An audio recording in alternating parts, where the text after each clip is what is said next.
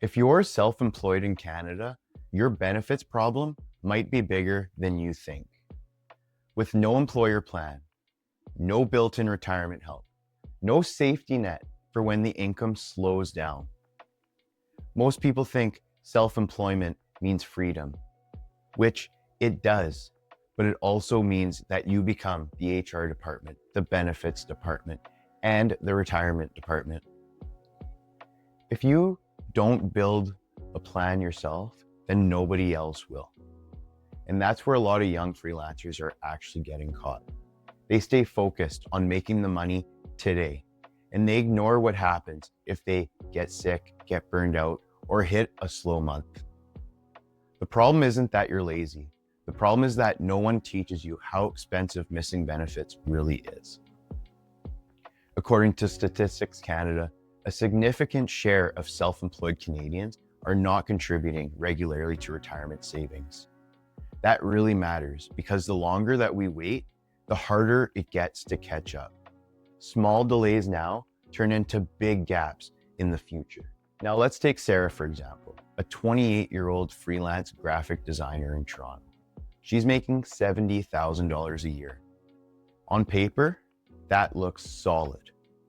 But what we don't know is she's spending over $5,000 a year out of pocket on healthcare because she doesn't have the insurance. Over 10 years, that's going to be $50,000 gone before we even consider growth. Now let's do the math a different way. If we just put $200 a month into a retirement savings plan, and that plan is earning 5% a year, you could be building over $150,000 in just 30 years. That's the difference between hoping things work out and actually having a cushion. So here's 5 steps that you can take right now to start closing that gap. Step 1, open a dedicated savings account this week and label it emergency fund.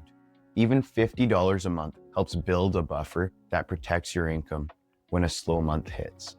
Step number 2, set up an automatic retirement contribution through a TFSA or RRSP so the money moves before you can even spend it. Start small if you need, but start now.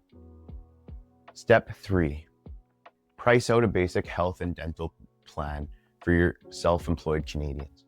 Options like Canadian freelancers unions or private insurance can cover a large portion of what you're currently paying out of pocket.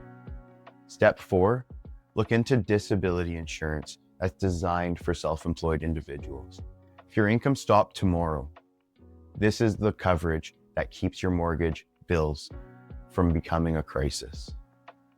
And step 5, sit down and map out your actual monthly cash flow. Write down what comes in, what goes out, and where the gaps are. Most self-employed people have never done this clearly on paper, and it changes everything when you finally do it. For you, this comes down to taking one step this week instead of waiting for the perfect moment.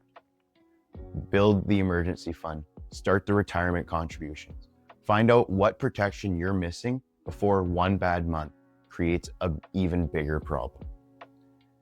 If you're self-employed and you feel like you're doing well, but you're still exposed underneath, then that's your sign to get clear on your numbers. I invite you to book a free clarity call through the link below, and we'll take a look at your income, coverage gaps, and retirement picture in plain language so you know exactly where to start. I look forward to seeing you there.